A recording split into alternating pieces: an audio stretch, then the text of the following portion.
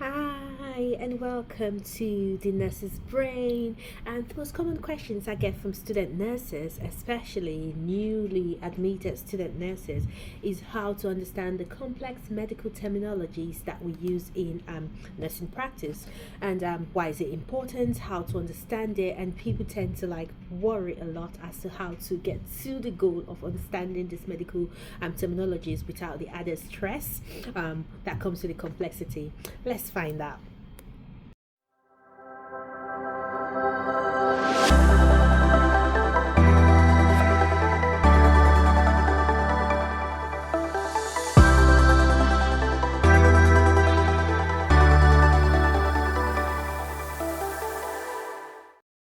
All right, welcome to my nurse's brain. And on this platform, we tend to try as much as possible to simplify the concept of nursing and its theoretical structures and ideologies, starting from anatomy, physiology, pathologies, and all that. I'm not going in depth to basically give you everything that you need to know. The main purpose of this section is to enlighten you, make things simple enough for you, so by the time you go back to studying, it will be clearer, hopefully, to seem less abstract for you. So moving on from what we discussed lastly, today we will be progressing into understanding medical terminologies, the basics as well, just to get you to be able to identify different medical terminologies and hopefully use them appropriately, so when you see them in context you'll be able to understand and apply them better. And you might wonder, why is it one of the first things I'm discussing is because when we start to go in depth and delve into more anatomical structures, more pathologies, it will be very beneficial if you understand the basis. Like I always say, this is just an introduction to the section, so when you read you'll be able to understand better. I would also attach a document I've collated together just to get you started on understanding medical terminology. Why do we even need to understand medical terminologies in nursing? Because you're in the medical field and it's appropriate for you to be able to understand various diagnoses, understand the structures and functions of our body, and also understand pathologies that go into it. So thinking about medical terminologies, it starts from the various components of medical terminologies. It's basically made up from the concept of prefixes. So I mean things that are before a word, and then after the prefixes we find the roots. So this will be like core part of the word, so things like the main part of the bodies. It would encompass things like, say for example, the heart, the nervous system. So for example, the heart will be called something like cardio, stuff like that, and then the nervous system, the brain, will be called something like neuro. So you need to understand the roots, and then the suffix. So there are some words that would have things at the end of it. So for example, itis will mean an infection or like an inflammation, or maybe like a surgical removal of something. So would have examples like ectomy. So in understanding medical terminologies, we're thinking about things around prefixes, so some words before the main word, the root word, and then the suffixes, which will be at the end of it. So putting it as into context, for example, the word gastroenteritis. Gastro is a root word and it's a word for the stomach.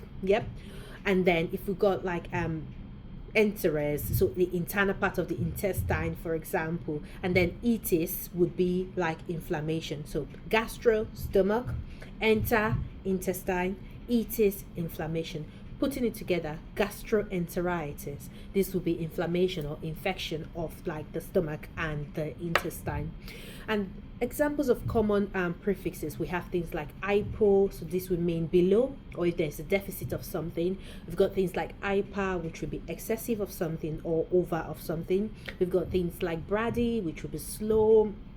In the case of hypo, for example, which is low, we could have things like hypoglycemia, which would be like a low sugar level.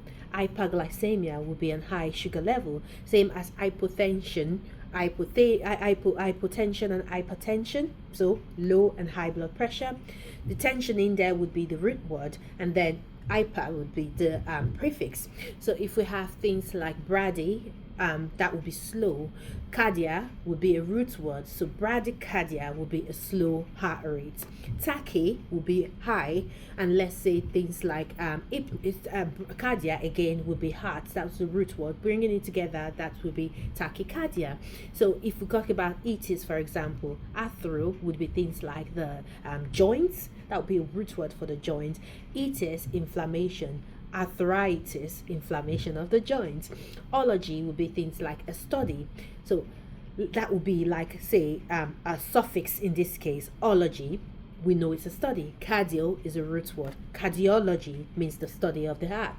Ectomy is another suffix.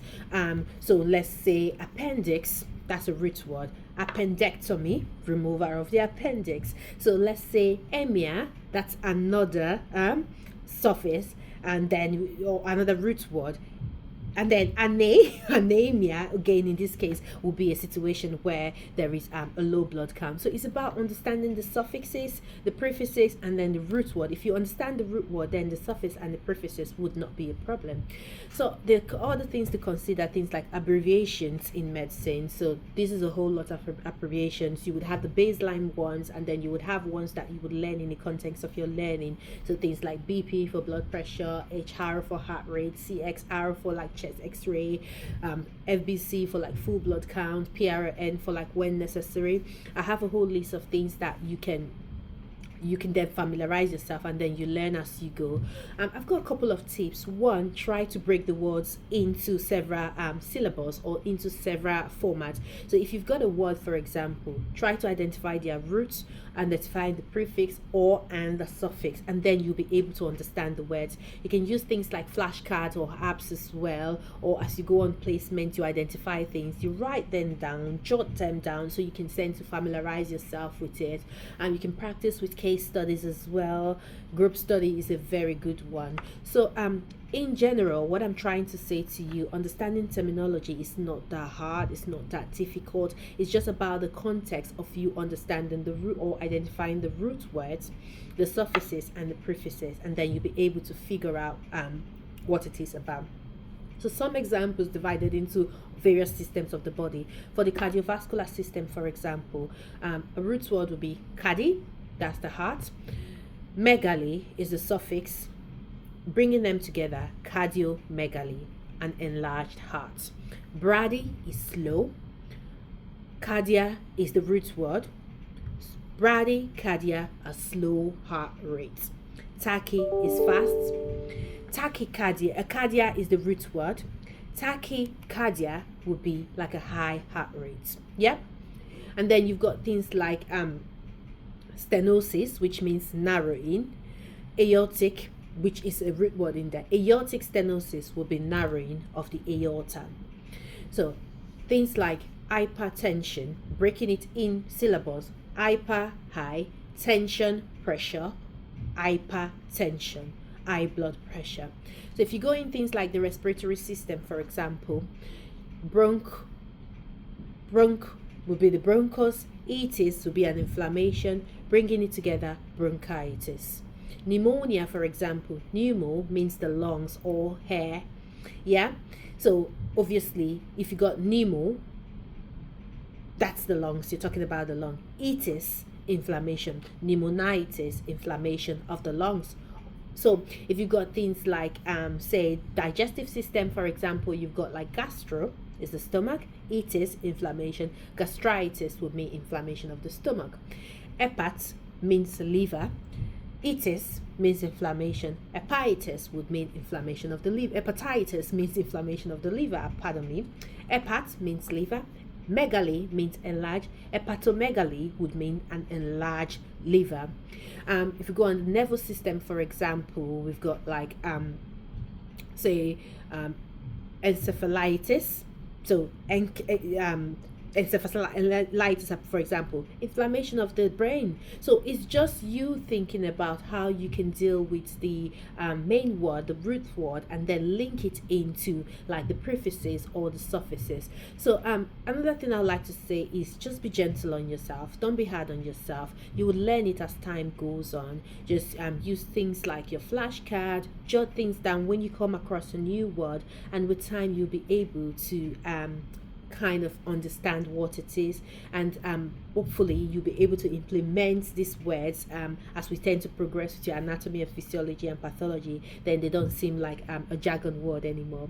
I hope these little tips help. I'm just going to attach to this video, I would attach a PDF document that would have like a list of a lot of terminologies that we tend to use, and I feel hopefully I feel this will be able to prepare you as we delve more into other aspects of anatomy and physiology, pharmacology and pathology. So hopefully if you're able to identify and understand the terminologies, then you'll be able to delve into it smoothly. Until next time, thank you. Bye. For more simplified nursing content, be sure to follow us. Don't forget to like the video if you found it helpful. And subscribe to our channel for more great content.